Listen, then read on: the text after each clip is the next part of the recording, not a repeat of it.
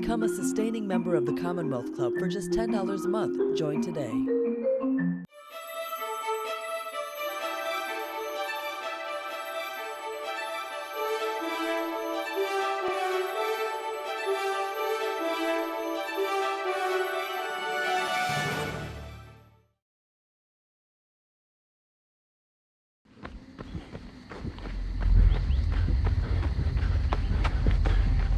So many folks, myself included, feel like they're not ready, they're not quite qualified, and it's just about taking the first step. The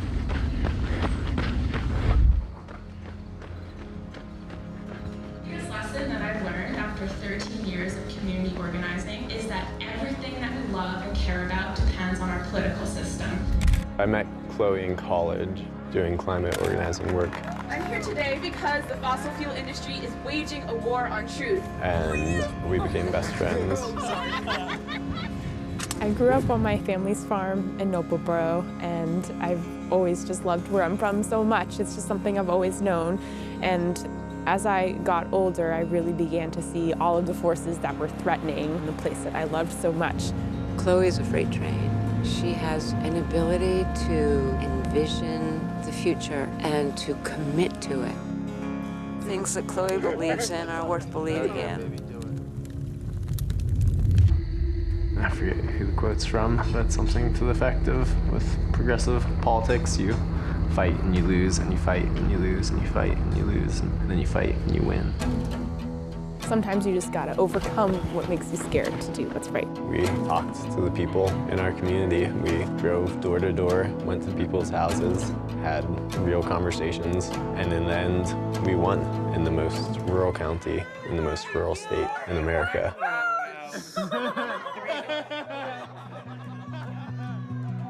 There's a real tendency in politics when you win to sit back and feel like you've done your part and it's all taken care of from here, we're gonna be good. That's not the case. You've got to get back on the horse. 100 miles an hour in the We just filed to run for state senate, and now the whole world knows. 100 miles an The same hour. thing is true of trail running.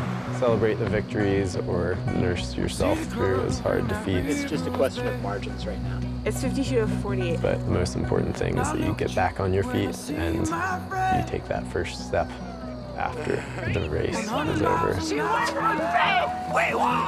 We won! Thank you 100 so miles an hour much. to the air. We still need politics. And the way that we reclaim our democracy is by electing different kinds of people to office. There's definitely a lot of common ground if we can take the time to find it. You got a really good shot. I think you got a real good shot. Thank you everybody for joining. My name is Vikram Iyer. I have a couple of different hats, but I'm approaching it from a very specific one tonight. I'm currently a deputy director in the National ACLU's political department and a former Obama White House senior policy advisor. But I'm coming out to you today in a personal capacity as a board member of the Commonwealth Club's Inforum Board, which is specifically a unit of the Commonwealth Club that tries to convene conversations that are cutting into a future generation of civic engagement, of public engagement and public policy, of which there couldn't be a better nexus than the one that we have today. But I don't know, I know that you both flew in this afternoon, is that right? Have you guys ever participated at the Commonwealth Club before? We haven't. You First have not? time. Okay. Well, here's a little fun fact that maybe some people in the room know. I just discovered this. Commonwealth Club programs are often streamed on NPR, and it is the longest running program to be carried across the United States public radio since 1924, which is a little bit of history. But we know a club like this, a speaking club, the ability to come back and do stuff in person is a real testament to its survival during a pandemic. And the fact that we can do this the day after Election Day in many states, like your home state of North Carolina, and the fact that we can do this in person again really is a testament to the staff here. So I just want to be able to give a quick round of applause to everyone at the Commonwealth Club that puts on programming that survived the pandemic and that brought you guys here today. So we saw a bit about your backstory and your biography, but just to name it, Senator Chloe Maxman, you're from rural Maine.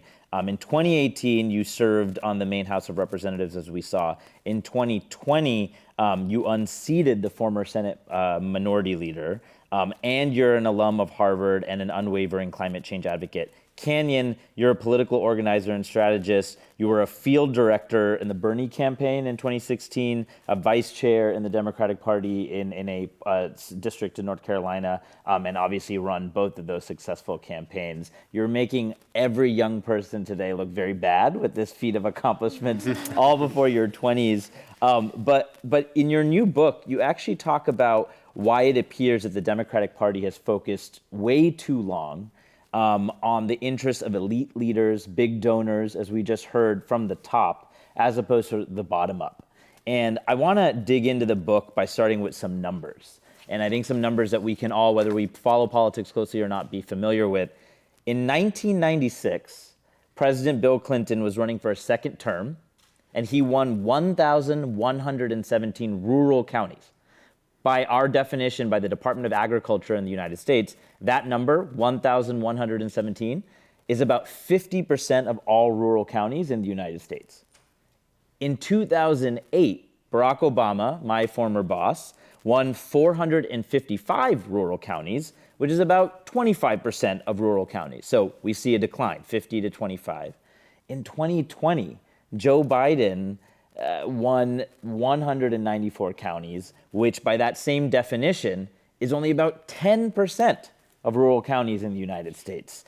So I want to, Senator, we can start with you, but I want to just ask, not only how did we get there, but if clearly in the early 90s, there was some resonance between a Democratic president, anyone running for office, and rural communities, but in the 2020s, there seems to be a paltry amount of that. Has the party shifted in terms of what it values, or have rural voters shifted in terms of what they value, or is there something else that's explaining this really, really drastic decline in support? That's an amazing question. Thank you so much. And thank you for moderating today. And it's so wonderful to be here with all of you. And also, please call me Chloe. Okay. I think the story behind what has happened to the Democratic Party in rural America is really complicated, and it's definitely laid out in the book much more eloquently than what I'll be able to say right now. But I think what we started to notice this pattern when we were campaigning, and every single day we would be talking to Republicans and independents who had never been contacted by a Democratic canvasser or candidate in their entire voting history. We also saw this other trend where sometimes folks had been contacted before, but not since 2008 when Obama was campaigning. And so what that really started to raise in our minds is, wow, there's been, a pretty systemic disenfranchisement and withdrawal from rural places, especially when we campaign, which is really the only time when we have a good excuse to drive down a long dirt road, sit on someone's porch, and have a conversation. And so because we don't have that infrastructure anymore, we've kind of lost contact a little bit. I think there are incredible candidates doing just the same thing that we did all across the country who are doing this work. But I think there's no doubt that we need more investment in rural America, because in the absence of a democratic conversation, we have Fox News and evangelical religion really filling this void with really, really dangerous policies that we have seen manifested in the election of Donald Trump, for example. And Kenyon, I want to go to you, but maybe since we've got a big crowd online and a more intimate crowd in the room, maybe we'll take some liberty to just try a quick thought experiment. If everyone can, I know this might sound silly, but bear with me. If everyone can close their eyes for 5 seconds and imagine what you think a rural voter looks like, what look comes to mind, and when you think of an urban and suburban voter, what physical features or what that look comes to mind. Just spend 5 seconds thinking about that. Okay. Now, Canyon, we know that you grew up in true rural North Carolina. We saw that in the film. You were homeschooled. You grew up in the Appalachian Mountains. what do you think is the perception? We're here in San Francisco, right? There's a very specific archetype when we close our eyes when we think of a San Franciscan, when we think of the technocratic Tesla driver, as you say in the film. And then there's No a offense intended. Maybe a little. No, none taken. But it's an interesting archetype because, you know, when my family first came to this country, my dad landed in Kentucky. My mom came to the Central Valley of California, Visalia, which is, you know, borders a lot of farming communities. And yet my brother and I have a path that we live in major metropolitan cities. So the narrative will define us by our end state, right? That I live in San Francisco, that my brother might live in Baltimore. But our values are somewhat more complex and nuanced by that. And yet when we look at someone, we make these assumptions around them. As someone that grew up in a rural community, that is one races in a rural community, what is the problem with how we're perceiving each other, and what does that start to do to some of the issues that Chloe just laid out? Yeah, I love the thought experiment. I think what that drives home for me is just like how deeply seated in our stereotypes on both sides we can be, whether it's on the right, taking in all kinds of Fox News and creating these narratives of the other at the border, or whether it's us with the narratives of Trump voters all being, you know, bigots and xenophobic racists. We have a tendency, I think, to get in our own reinforcing echo chambers and just paint the other side in the most uncharitable light that's possible. And, you know, yeah, there's plenty of racism in all across the country. Our country is built on it, but there's also we just paint with a broad brush, when really at the core, like, most people have very similar values, and we can connect on a lot of shared issues if we just break through the Twitter feed, the Facebook feed, the Fox News feed, and go and have an honest conversation face to face. And so that's what Chloe did so powerfully. That's what hundreds of volunteers went out and did. And I think that's, to me, that's the most powerful way forward, is to get those face to face conversations, especially in such a digital age and coming out of a pandemic. People are really hungry for that. Yeah, that face-to-face engagement and the empathy that's derived from that is a huge core to your campaign strategy. I want to get to that in a moment, but before we do, let's dig in a little bit more about, like, the cultural attitudes and the values of rural versus otherwise, because we make these divides, these presumptive divides, as you both talk about in the book. There's moderate versus progressives in the Democratic parties. There's urban versus suburban in the Democratic Party. There's rural versus the rest of America within the party. Is there a significant cultural difference or a values-based difference between some of these factions, or are we spinning that up? And the reason I ask is, right now, if you were to look at national polls, I think you would find that most people want a good-paying job. They don't want to be screwed over by, like, a tough economy. They want good infrastructure. They want good schools. And I would say, if you push policy aside and focus just on values, as you talk about in the book, Chloe, there should be some through lines, and yet it gets messed up in this perception of one another. So is there something culturally distinct in rural America that perhaps Democrats have been ignoring? To me. Sure. Yeah. Sure. Yeah. Canyon and I often want to give each other space to talk. So there's sometimes awkward silences when we respond to a question. I mean, I think you just said it so perfectly. You know, I often reflect that we have never heard a hardcore Republican say, I would love expensive health care. That's just not the conversation that's right. happening. Yeah. So we do connect on so many values, and that, you know, there are definitely some times when we don't, and we can choose not to have those conversations. But for the most part, there's so much common ground to uncover. But we're surrounded by narratives these days that are really forcing us to focus on what makes us different. I'm a Democrat, you're a Republican, I live in a small town, you live in a city. I believe in Medicare for all, I don't, and so we get stuck there instead of taking the time to just put that aside a little bit and try and focus on what we do have in common. And it's not that difficult. You think so much of the time you have at least one thing in common, which is that most rural folks really love where they're from. We live there for a reason. There's a purpose to our existence, and we can all relate to that. Yeah, Kenyon? Yeah, I think you said it really well. I mean, I think every there are as many different rural voters and as there are rural people. Like everyone comes at it from a different background and a different point of view. I think one thing is that folks really pride themselves on being good judges of character, and I think one thing that was surprising to hear was like the amount of folks who found Chloe appealing, who also found Trump appealing, who also found Bernie appealing. That it was like a folks feel left behind by the political system and by the candidates that we've been putting out, and they want people being themselves and being authentic, not this like kind of canned establishment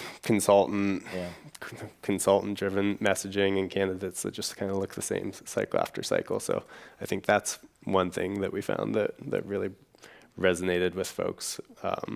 Is that, speaking from the heart. Yeah, absolutely. I mean, two things you named there, authenticity and the fact that even my question was a little faulty, right? To say, what is the culture of rural America assumes that there's some monolithic catch-all culture, when in fact there are individual people that have a tie to their land, as you said, Chloe, but also come at it from slightly different directions and can resonate with Bernie Sanders or Donald Trump or whomever else, or Chloe Maxman. I think that the issue about painting folks with the broad brush seems to be something that both Democrats do towards their opposition and Republicans do towards their opposition. You all may be familiar with this, but in 2008, when then Senator Barack Obama was campaigning, he had a famously reported on gaffe on the campaign trail where he said he was referring to working class voters in a Midwest city, and he basically said that in light of job loss, that quote, they get bitter, they cling to guns or religion or antipathy to people who aren't like them. And that word they, even if we revere Barack Obama, whether we disagree with Barack Obama, there is a moment in which you have one of the most iconic presidential campaigns, revered for its digital strategy, for its community organizing strategy, and yet making broad assumptions about an entire community of people. And it's not just one president's fault or one candidate's fault. It is sort of embedded in the way we think about human existence and human interaction. It feels sometimes like it's out of convenience. Well, they must be like this. It feels sometimes it's out of a lack of education and a lack of engagement. You all had the opportunity to knock on doors in Maine, but Senator, sorry, I got to be regal about it for 1 second. But Senator, when we think about this problem writ large, you both reflect in the book how this is informed by policies over time outside of just Maine. So how do we encourage a type of commonality of decency, of empathy, of conversation when sometimes those that are running for office are reflecting the everyday people that aren't running and maybe don't have the time to actually have those conversations? How do we try and get at that from an empathetic perspective?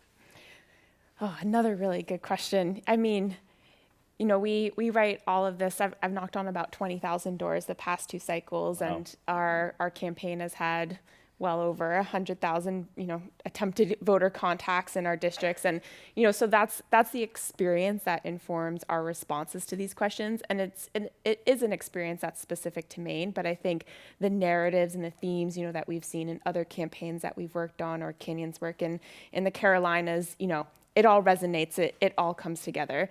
And so I think from that perspective, what is so important is just being able to have the conversations and supporting candidates in whatever way we can to be able to have those conversations. I think it's really requires a different way of thinking about how we campaign, of seeing our campaigns not just as, a 9-month sprint to get one person elected, but as year-round investment in a community where folks can have sustainable jobs and really be invested in what's impacting a community, what issues do we need to be working on, how do we support candidates coming out of that community that might not otherwise have access to running for office.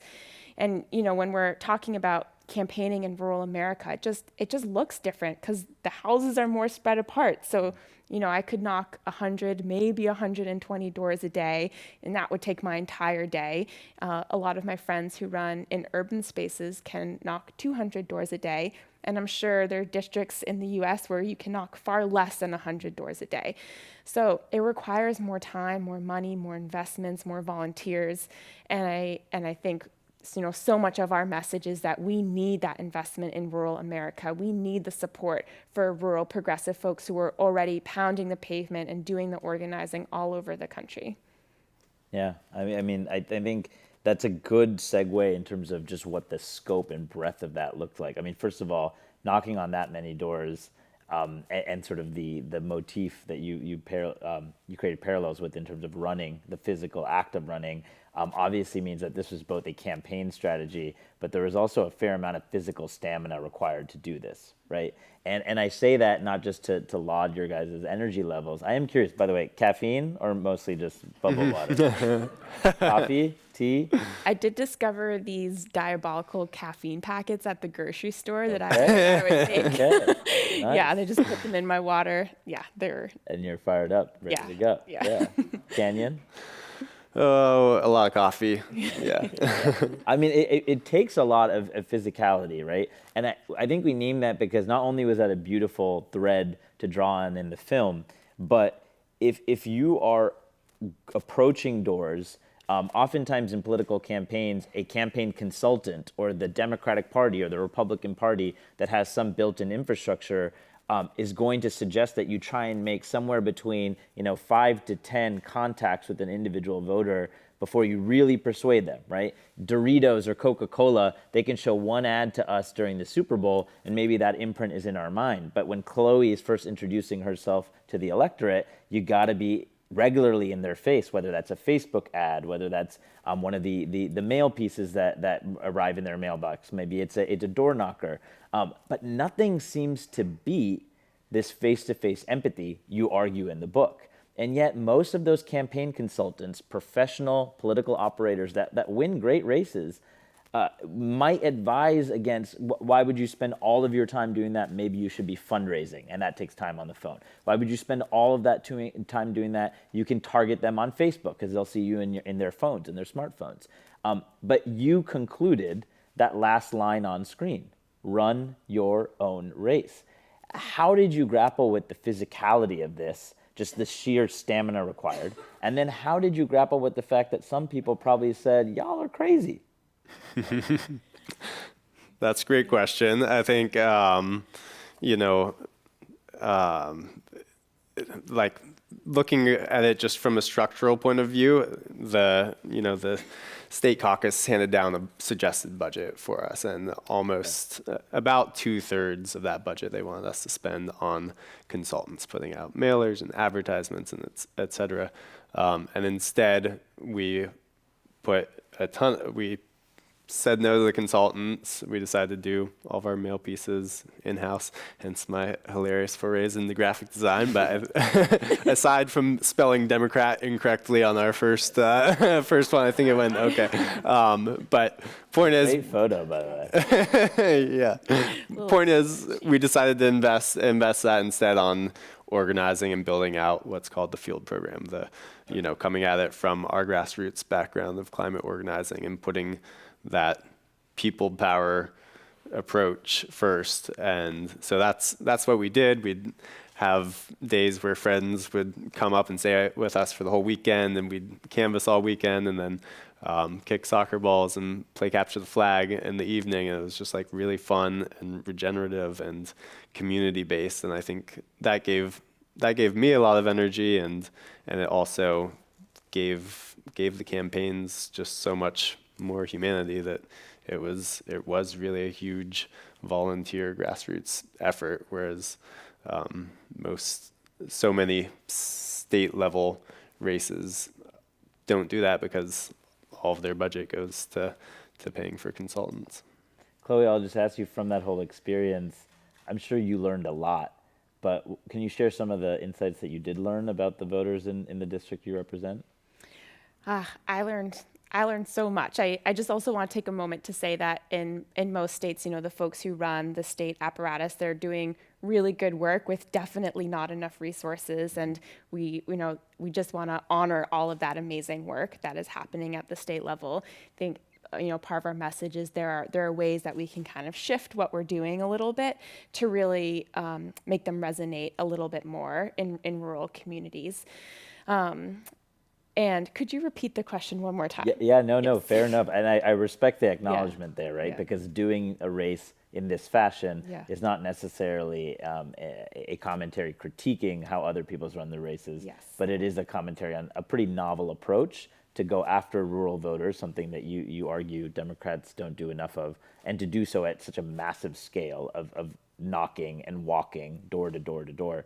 I was just kind of briefly trying to query, what did you learn from that experience? Yes.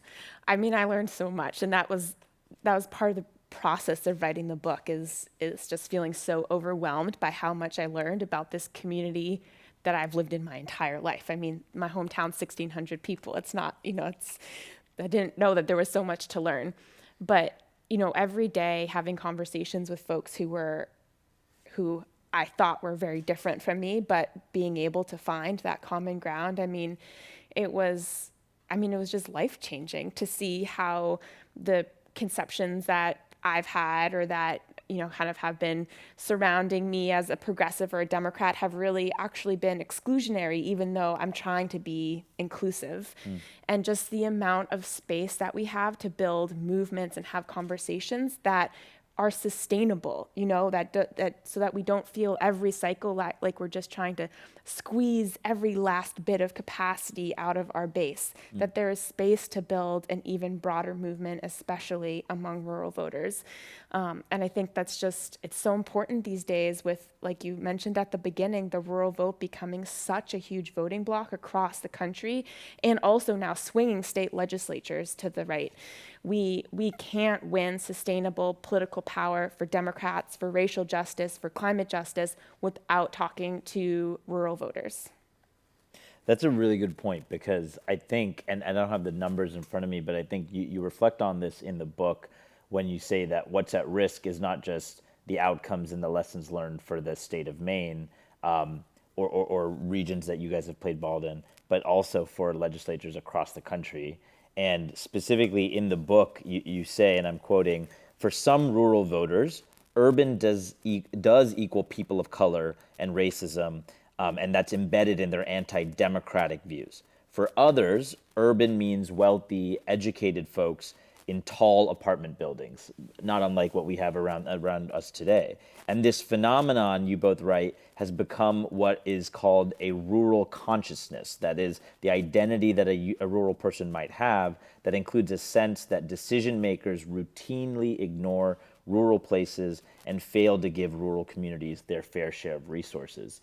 If we don't engage at this level and these concepts get reaffirmed, we might, you're arguing, Chloe, that we might create a legislative dynamic in which, if we don't have people who are representing the views of rural voters and they need to cut a budget during tough fiscal times, they might be very quick to maybe cut farm subsidies, for example, or they might go after another policy area that is core to the rural community.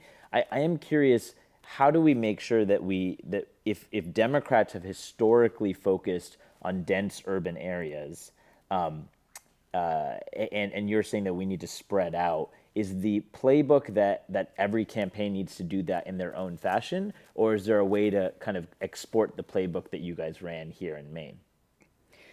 Well, I think, and we acknowledge this in the book, what works in Maine is not going to necessarily work in other states. And we did our best to extract experiences and lessons that can hopefully resonate with other states and certainly resonated in our other work.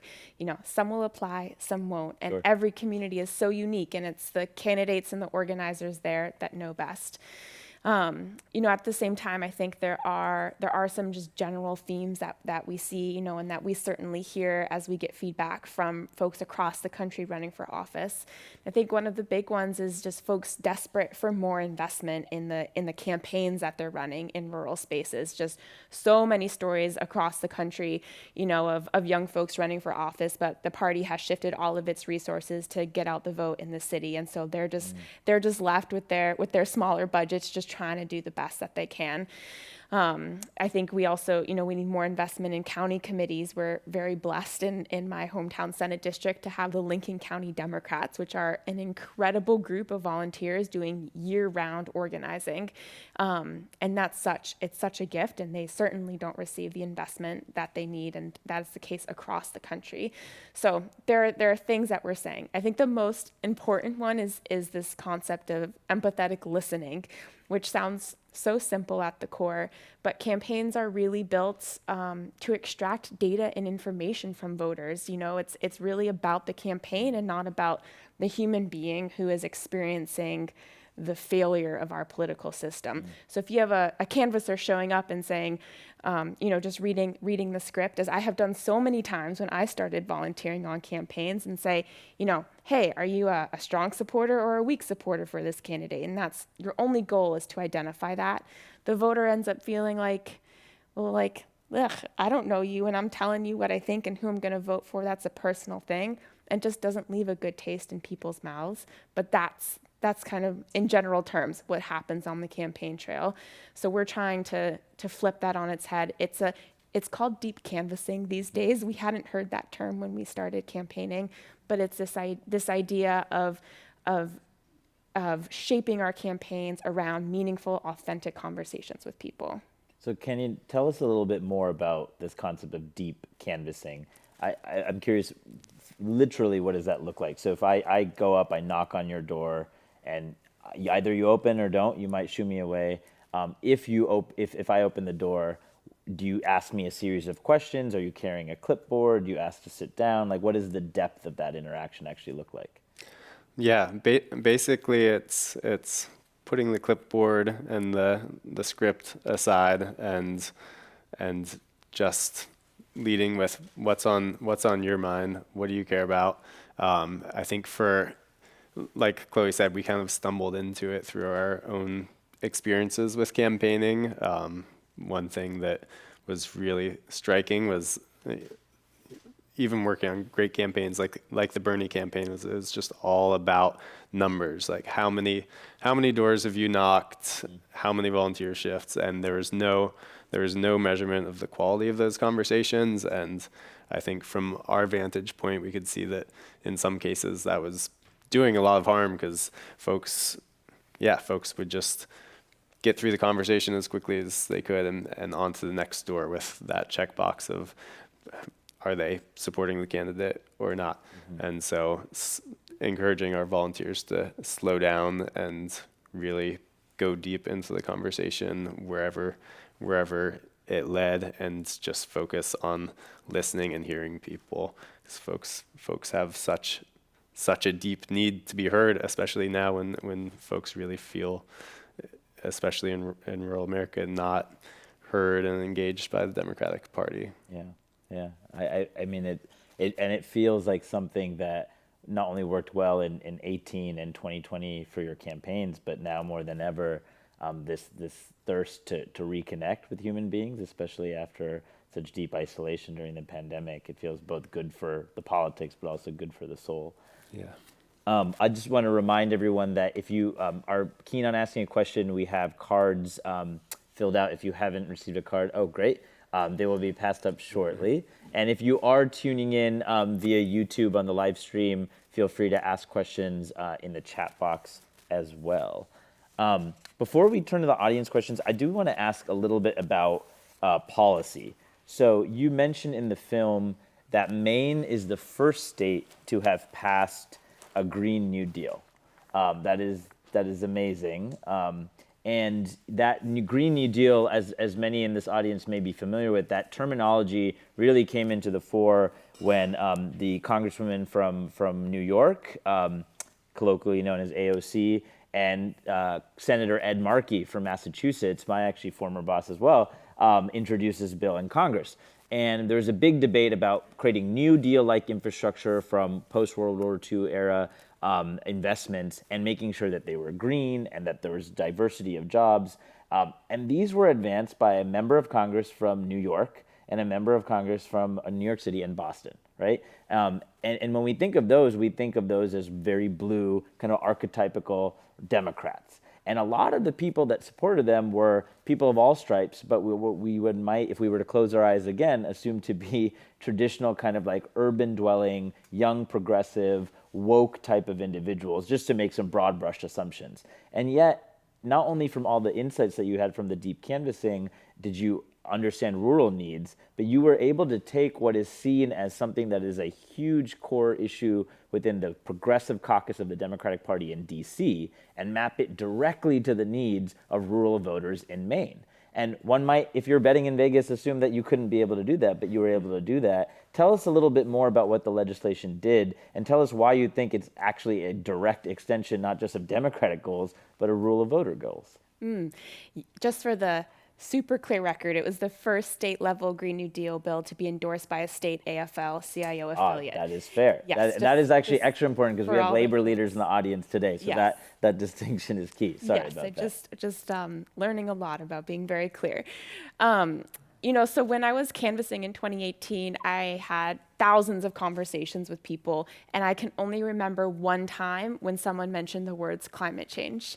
But I did hear people talk a lot about how hard it is to farm in Maine right now because of the droughts in the summer, or how we all go ice fishing every winter. And it's just totally different now than it was when I grew up because of how our environment is changing. We talk about the need for sustainable industries and good jobs in rural communities. So I heard all of those themes echoing around me in these conversations. And that to me is how I think about climate change. So when I was elected my first time, I had 4 bills. They were all directly rooted in the community, and one of them was called an act to establish a Green New Deal for Maine. And I called it that because I wanted to draw attention to a different way of talking about the climate crisis that was rooted in rural working places. The bill started out with 5 different components. It was always meant to be more of a targeted piece of legislation.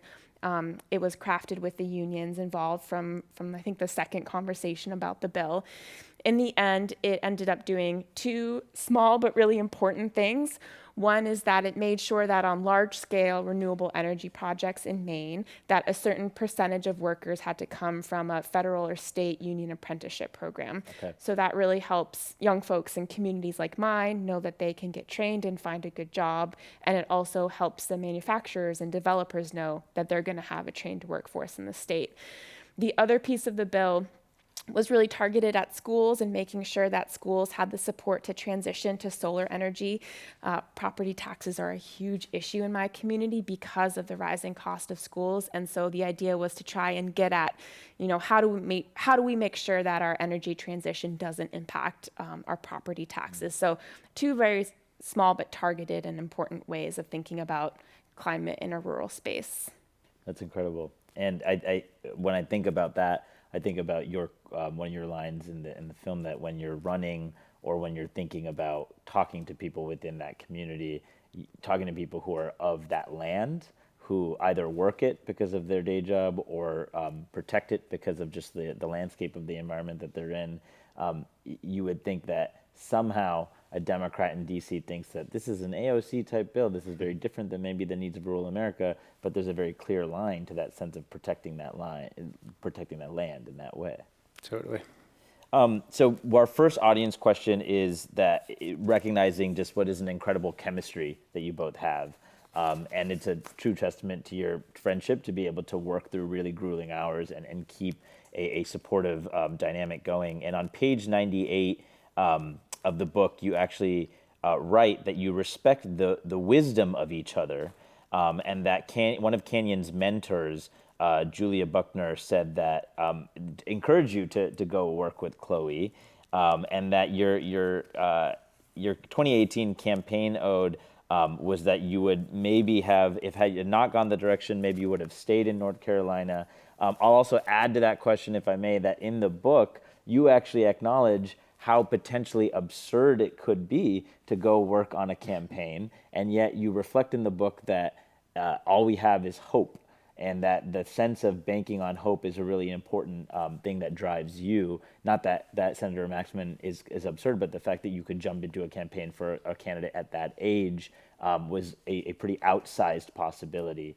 But you have this friendship, you have this depth of understanding of the needs of the community and of each other. Can you walk us through that process of why you decided to leap into this campaign and what this has meant for you? Yeah, I mean, it was early 2018, and it was a challenging decision. You know, whether I had been rooting in my home community in North Carolina and doing political work there, and I called up Julia, and I was kind of looking for her to, you know, she's firmly involved with North Carolina politics, so I kind of expected her to be like, yeah, we need you here, stay and work on this campaign that I was thinking about. But Julia was just like, no, Canyon, go and work with your friend. And I really needed to hear that, and yeah, I appreciate the wisdom of our mentors in pushing us in the right directions in that way. You know, it was a super uphill battle in 2018. She was running in a district that had gone Republican by 16 points on average, and it's a 25-year-old trying to win the oldest county by age in Maine, and so it was definitely a leap of faith. But also we had such a strong foundation of our friendship from early days in college of climate organizing and organizing around fossil fuel divestment, and so just really leaned into that and couldn't. Folks showed up from those campaigns, and feel. Chloe, is there one thing that you learned about Canyon as a campaign manager that you didn't know as a friend? Ooh, what a good question. I mean, Canyon and I had co-coordinated Divest Harvard together, which is, you know, also very intense, managing and planning these blockades and these civil disobedience actions at Harvard. So I feel like we had really been through it together. But Canyon is so, I feel like he's very protective in a way that I always appreciated, and, you know, kind of shielding me from some of the things that I probably shouldn't hear and telling me everything that I should hear. Yeah. There's a question from the audience that kind of zooms out a little bit about what you're saying in the book, and that the claim is that everything that you all are saying seems to be pretty universal, that it's not just uniquely an issue of rural voters feeling ignored. It could actually maybe feel that city voters are ignored if housing costs are too high and they're not getting responsiveness from their lawmakers, or suburban voters who might live in a well-heeled zip code, but maybe they have their own challenges too. What do you say to those that might think that what you're saying can apply to everyone? Is that necessarily a bad thing, or is your prescription to focus more on rural voters at the expense of focusing on other constituencies? Yeah, absolutely not mutually exclusive. And I think that's a great point. You know, we're just talking from our very particular experience, which is in a rural context. But I think that there's strong threads of the frustrations that people are feeling in every community, and hopefully there's threads of, you know, going about it in a different way that can be positive and resonate in campaigns anywhere. Chloe, anything to add? I totally agree. I think, you know, the message of the book is really about the kind of growing and hopefully not super durable power of rural politics, pushing everything to the right and making the case for the investment for that sake. But that is, of course, not the only place where we need investment. I think, like Canyon said it perfectly. I mean, probably every voter in America feels disenfranchised right now. Yeah. You know, one of the ways that most campaigns increasingly feel the campaigns feel that they can ensure that the voters are not disenfranchised is connecting through the internet or connecting through a smartphone. We are worlds apart today in terms of how folks campaign, how all of you are targeted, how I am targeted when I'm just reading an article on a random website and I start to see YouTube ads from a specific campaign or digital ads kind of in the corner of a website.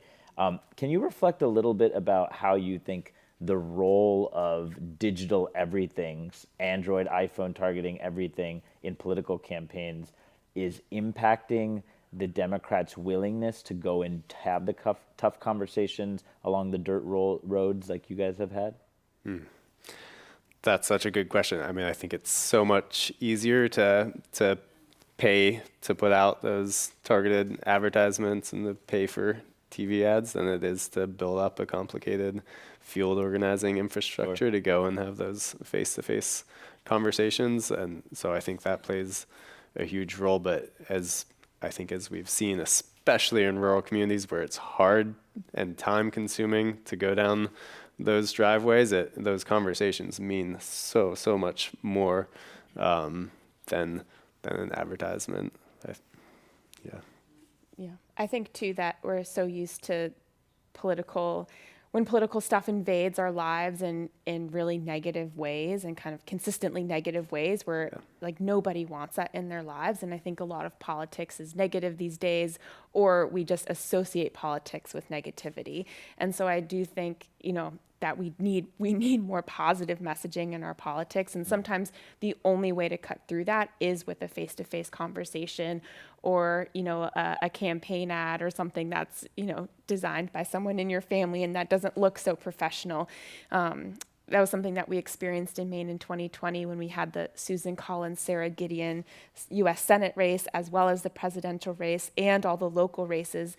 The amount of advertising through every single medium for YouTube, Facebook, Instagram, the radio, the newspaper, it was so overwhelming to people that folks were literally just shutting down. And it was so much work just to have a simple conversation about politics.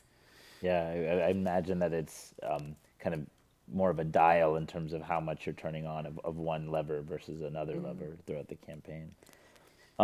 One question that came in from online is how have your insights evolved when it comes to translating progressive values into just digestible, easy to understand, snackable bites? I think the Democratic Party is often criticized for having too many words and being too convoluted in explaining its concepts and tripping over nuance on some level. And it feels that the Republican Party is very solid at just being able to be very direct, very clear, very succinct. Has that type of communications reflection impacted any of your work as you've gone through 2 campaigns now?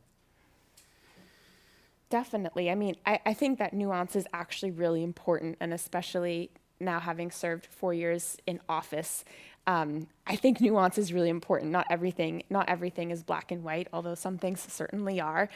And I think especially at the doors that it's important to be able to have clear conversations, but also to kind of demonstrate the complexity in them. Like I find that people are actually looking for that, and people want their politicians to be like thoughtful about things and not like necessarily universal. And I mean, how refreshing is it when you can have a conversation with someone and agree to disagree? Like, I feel like that's such a special thing when we have political conversations. So yeah, that was a not awesome answer to a really good question. It's a great answer. It's a great answer. I think I want to draw this to a close to talk a little bit about what's next and what you see as next, both for Maine lawmakers and the country. And I'll do that by talking a little bit about detractors, arguably, let's just put it another way, haters of your guys' book. And I don't mean this in a negative way, but there have been some that come from within Maine that would say that this book is trying to appeal to kind of the liberal elites, the coastal elites. Fine, that's one allegation. There have been those that might say that it's a little absurd or hopeless, maybe when you were thinking about joining the campaign, to think that you can flip rural voters that were, plus 16 Trump, for example, right? There's going to be a lot of people that say, Chloe, Canyon, you're now in the game, right? You're playing in the NBA, and if you really want to keep racking up these championships, you should, play within our sandbox, right? Do what the state caucus is advising you to do. Use digital tools if you think that might be more efficient use of resources than knocking on all these doors. You're going to get a lot of this, I wouldn't say negative inbound, but like skepticism, cynicism from so many different directions. And I want to know what both of you think in terms of how current generations of would-be candidates, of would-be campaign operators should think about that. Because there are going to be folks that think about running for office as young as you, or maybe much older in life, and they feel that I can't run in this city because I'm a little bit more moderate and this is a progressive town. Or I can't run in this district because I think that I perform better with this audience versus this other audience. Or I can't run because I don't have the money and everyone's telling me I need at least $500,000 or $1 million to run enough Facebook ads and TV ads to win. Your campaign successes have said that you can sometimes win despite that, but it is a very tough thing that you guys pulled off. And a lot of people who decide to get into this game, which, as you said, Chloe, is important to change everything that we love in this life, that are maybe disenfranchised and deterred from feeling like, I don't got the money, I don't have the appeal, I don't have the block. How would you talk to that next generation of young or older first-time candidates, first-time field directors, first-time campaign organizers that might just feel nervous that they have to operate in one of those boxes when you guys flew in the face of odds and adversity to win your own? That's an awesome question. I mean, I think number one, grab your friends. They're going to be with you every step of the way, and your elders and your mentors, because that's the core that you draw the love and the energy from. I think, Maine's an interesting state. I think some folks in the Maine Democratic Party took some exception to, we do have a Democratic majority right now in Maine, and it is a rural state. So I think there was some offense taken to, the critique of we're not connecting in rural America. But it's no secret that we are not winning the kind of support that we should be, especially nationally, but really everywhere in rural communities. And so, our message from our very particular experience as young people going about this is that we can run and win as Democrats, as unabashed progressives in rural communities, and that we need so many more people, especially young people, putting themselves out there and taking that leap in the face of a ton of uncertainty and inevitable pushback from the status quo. And so that's our message, is to take the leap and to run your own race. Yes. Yes to everything Canyon said.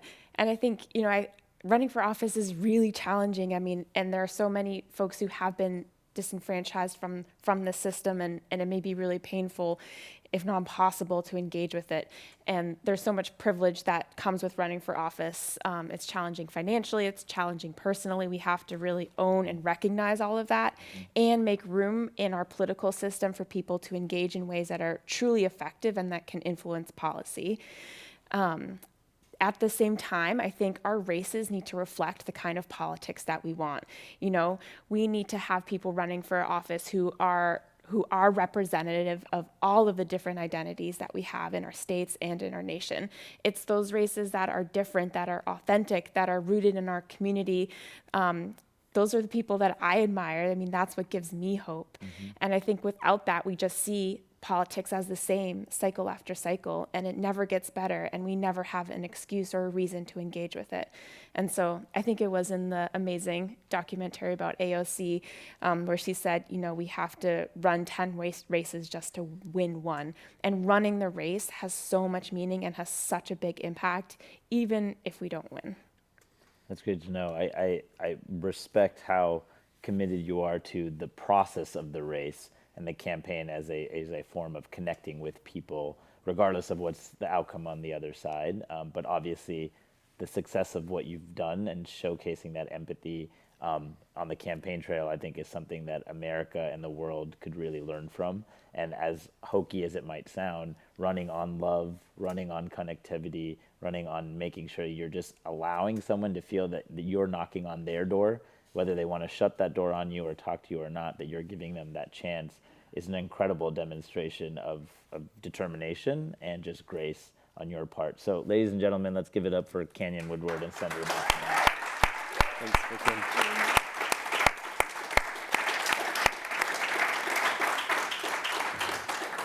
Thank you so much.